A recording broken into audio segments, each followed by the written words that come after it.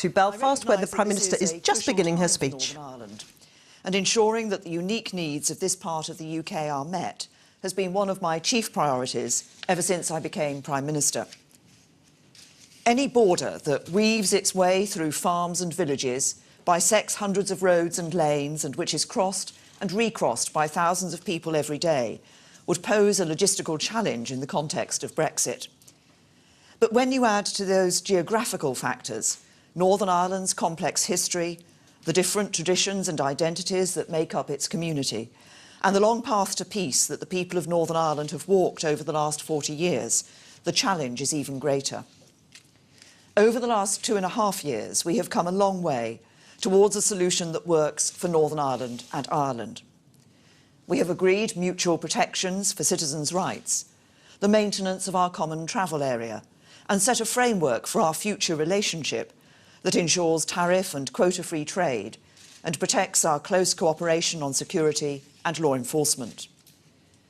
But the UK Parliament rejected the withdrawal agreement because of their concerns about the backstop, the legal protocol to prevent no hard border in the event of our future relationship is not in place at the end of the implementation period. Now, I know that many people in Northern Ireland and indeed across this island are worried about what Parliament's rejection of the withdrawal deal means for them. So I'm here today to affirm my commitment and that of the United Kingdom government to all of the people of Northern Ireland of every background and tradition.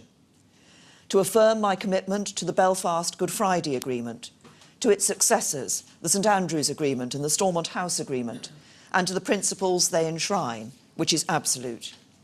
And to affirm my commitment to delivering a Brexit that ensures no return to a hard border between Northern Ireland and Ireland, which is unshakable.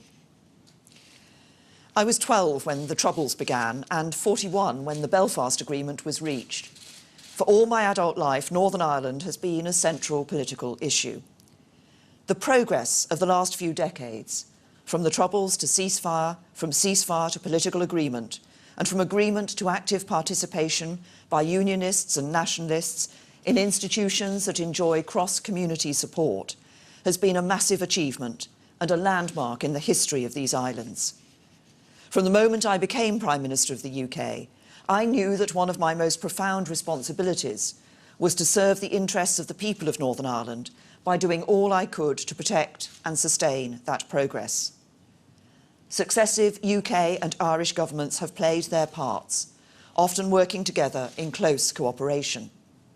But it has been the political parties in Northern Ireland, the UUP and the SDLP, the DUP, Sinn Féin and the Alliance. It has been civil society groups like WAVE and Healing Through Remembering. And above all, it has been the people of Northern Ireland who have achieved by far the most.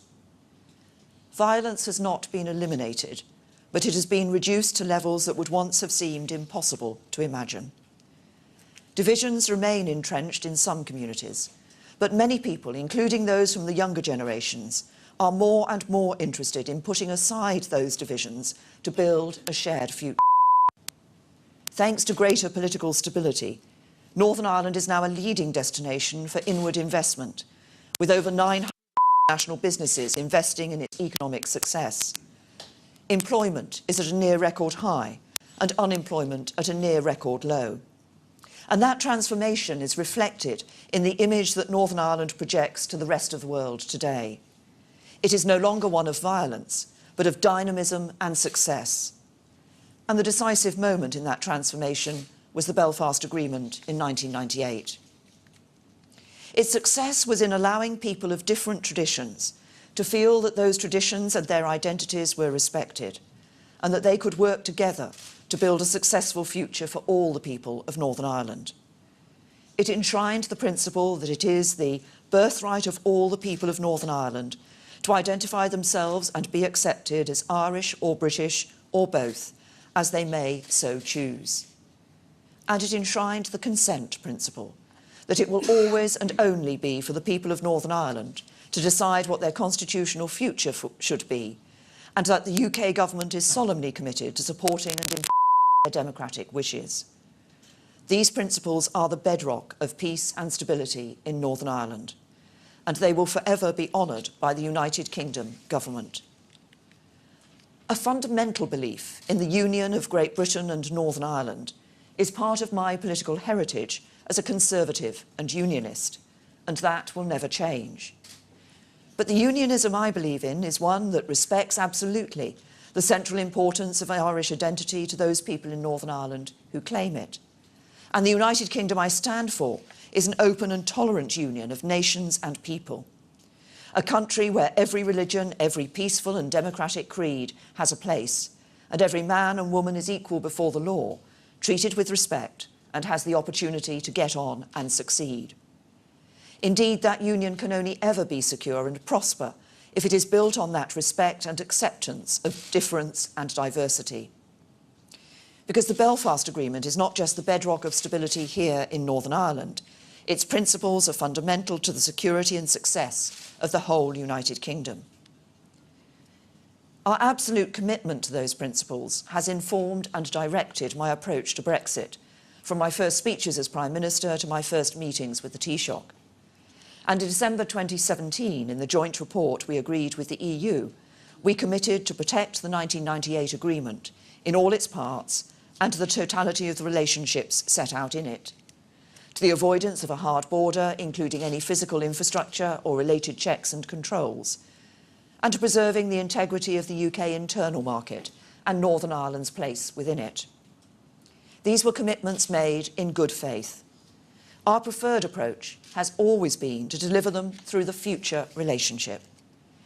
But I accepted the need for an insurance policy or bridging arrangement to guarantee no hard border if the future relationship was not in place in time, and that such a policy had to deliver legal certainty through what is called a legally operative text, so it would give people and businesses on both sides of the border clarity and confidence over how these commitments would be fulfilled. That is why I agreed to the backstop in the withdrawal agreement. And unlike the original European Commission proposal, it did not impose a customs border between Northern Ireland and the rest of the UK. Many people, businesses, farming organisations and voluntary groups in Northern Ireland agreed with me. They spoke out in support of the withdrawal agreement and they defended the backstop.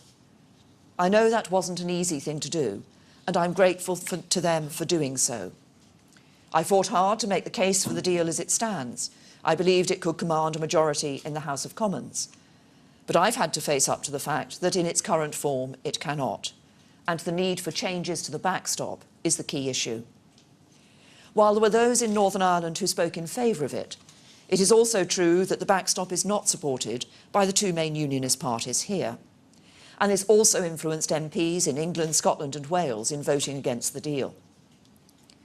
I can only deliver on the commitments we have made if I can get a deal through the UK Parliament. And meetings with MPs across the House show that I can only get a deal through Parliament if legal changes are made to the backstop. And that is why the UK government and a majority of MPs from across the House of Commons supported the amendment from Sir Graham Brady last week. It reaffirms our desire to leave with a deal and our commitment to no hard border between Northern Ireland and Ireland. And as Sir Graham himself set out, it would mean replacing the backstop with another arrangement which avoids a hard border, or making legally binding changes to the backstop to introduce a time limit or create an exit mechanism. I know that the prospect of changing the backstop and reopening the withdrawal agreement creates real anxieties here in Northern Ireland and in Ireland, because it is here that the consequences of whatever is agreed will most be felt. I recognise too that the majority of voters in Northern Ireland voted to remain, and that many will feel that once again decisions taken in Westminster are having a profound and in many cases unwanted impact in Northern Ireland and Ireland. So I'm determined to work towards a solution that can command broader support from across the community in Northern Ireland. As we do so, there are a number of commitments that will underpin our approach and which must be part of any alternative arrangements that we seek to negotiate with the EU and pass through the UK Parliament.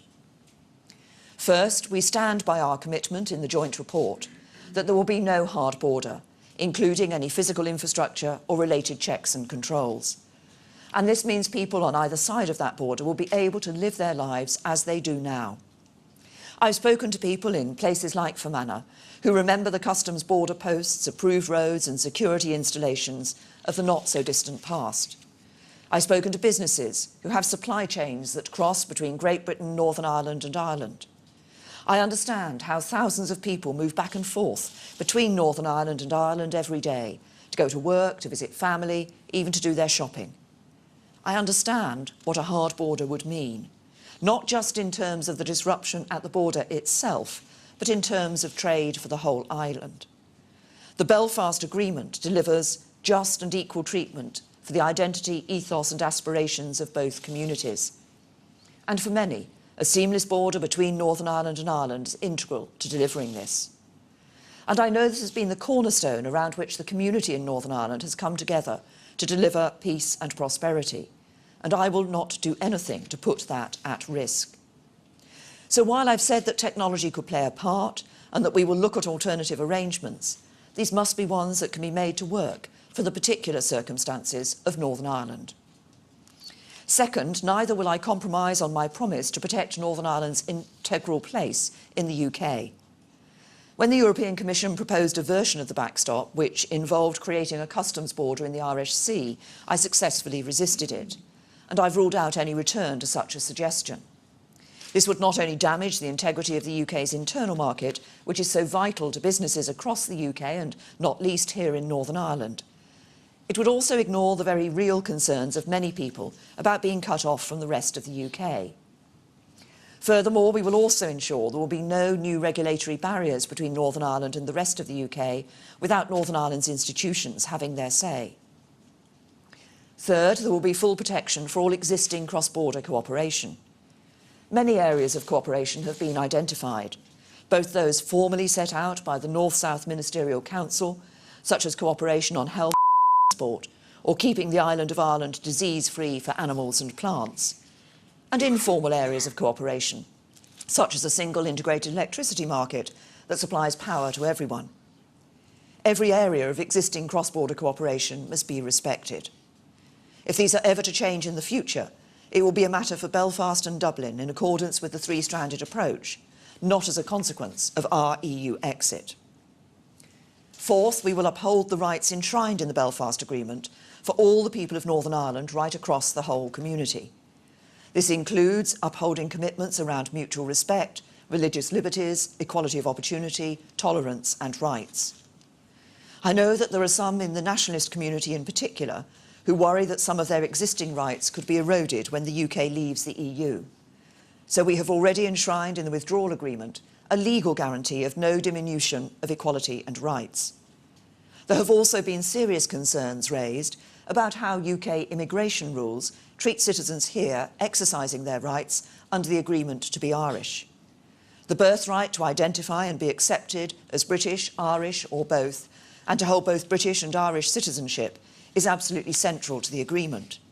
But I know that in some cases recently, people have encountered difficulties in securing their rights as Irish citizens to bring in family members. I understand the serious concerns that have been raised. So I've asked the Home Secretary, working closely with the Secretary of State for Northern Ireland, to review these issues urgently, to deliver a long-term solution consistent with the letter and spirit of the Belfast Agreement. Without a devolved government and with only unionists represented in the House of Commons, it is more important than ever that we uphold our duty to ensure all voices in Northern Ireland are heard.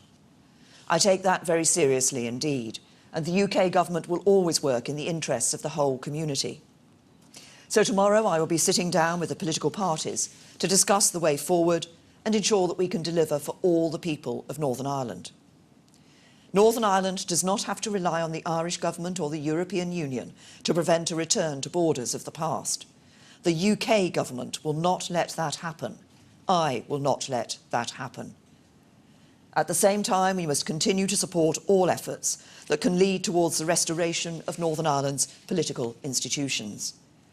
And the UK government is absolutely committed to ensuring that when an executive is restored, it will have real influence to speak for all the people of Northern Ireland as we shape the UK's future relationship with the European Union.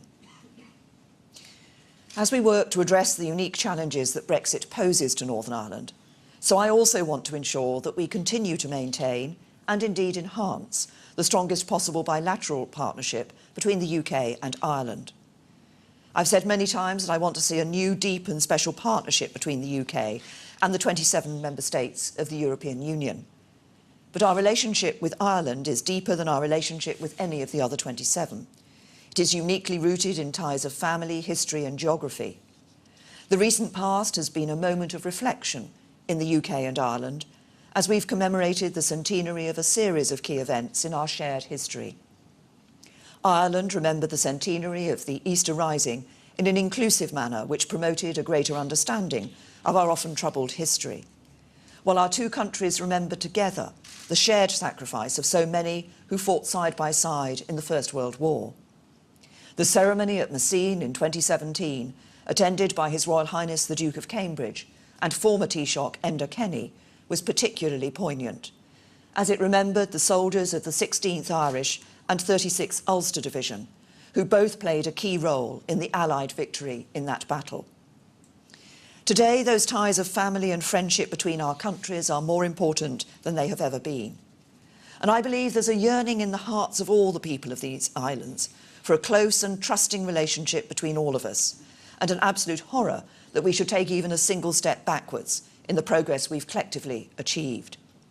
So I want to work closely with the Taoiseach, Leo Varadkar, and the Irish government, as so many of our predecessors have before, to strengthen the bilateral relationship we have built. And this can and should take many forms. We already have the British-Irish Intergovernmental Conference and regular summits between UK and Irish politicians. But as we leave the European Union, we will need to establish new ways of coming together to develop further our unique relationship. For example, the Irish government have suggested annual meetings where the Prime Minister and Taoiseach, together with senior ministerial colleagues, come together to discuss the big issues of the day. We will also want to strengthen our economic relationship and have already together identified areas like construction and smart cities as ripe for enhanced collaboration.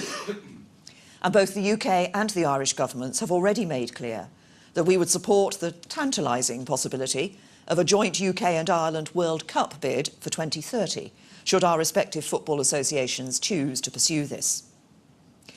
We also want to find creative ways of enhancing the link between all our peoples, and in particular to build the links between our young people. I know there's a sense that many British people do not know enough or understand enough about the complexity of the long relationship between the UK and Ireland, and a sense that some Irish people are less familiar with the forces and motivations that help to shape views in the UK. So as part of these new ways of coming together, I would like us to look in particular at opportunities for our young people to discuss these issues and others in a structured way and to reflect on their vision for our future relationship. I know this is a concerning time for many people here in Northern Ireland, but we will find a way to deliver Brexit that honours our commitments to Northern Ireland, that commands broad support across the communities in Northern Ireland, and that secures a majority in the Westminster Parliament, which is the best way to deliver for the people of Northern Ireland. As we do so, I hope we can also take steps to move towards the restoration of devolution, so that politicians in Northern Ireland can get back to work on the issues that matter to the people they represent. For ultimately, the measure of this moment in Northern Ireland's history must be more than whether we avoid a return to the challenges of the past. It must be how together we move forwards to shape the opportunities of the future. As Prime Minister of the United Kingdom, it is a profound honour and duty to play my part in shaping that future, and to do my utmost to support the peace, prosperity and progress that can give the people of Northern Ireland the brightest future for generations. Thank you.